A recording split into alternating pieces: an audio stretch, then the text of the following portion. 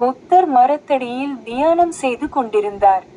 தியானம் செய்து முடித்ததும் அவருக்கு கொஞ்சம் தாகம் எடுத்தது. அவருடைய சீடர்களில் ஒருவர் அருகில் இருந்தார். குளத்திலிருந்து தண்ணீர் கொண்டு வரச் சொன்னார். சீடர் ஒரு சிறிய கிண்ணத்துடன் குளத்தை நோக்கி சென்றார். அவர் குளத்தை நெருங்கும் போது சில விலங்குகள் கடந்து சென்றன. ஏரியின் நீர் சேரும் சகதியுமாக இருந்தது. சீடர் புத்தரிடம் வந்து மன்னிப்பு கேட்டார்.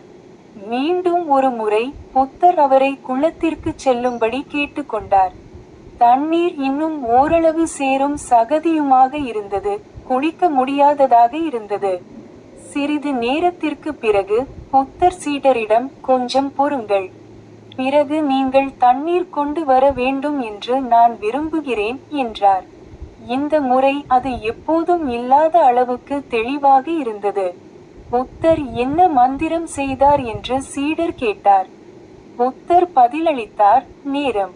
விலங்குகள் தண்ணீரை கடக்கும்போது தண்ணீரை மாசுபடுத்தின. ஆனால் சிறிது நேரம் அனுமதித்த பிறகு சேறு படிந்து மீண்டும் தண்ணீர் தெளிவாகியது.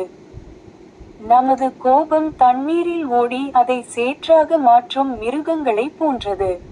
நாம் நேரத்தை அனுமதிக்கும் போது கோபம் நீங்கி நாம் தெளிவான நீரை போன்றவர்கள். ஒழுக்கம். நாம் கோபமாக இருக்கும் போது எதையும் செய்யக்கூடாது என்பதை காட்ட இது ஒரு அழகான சிறுகதை.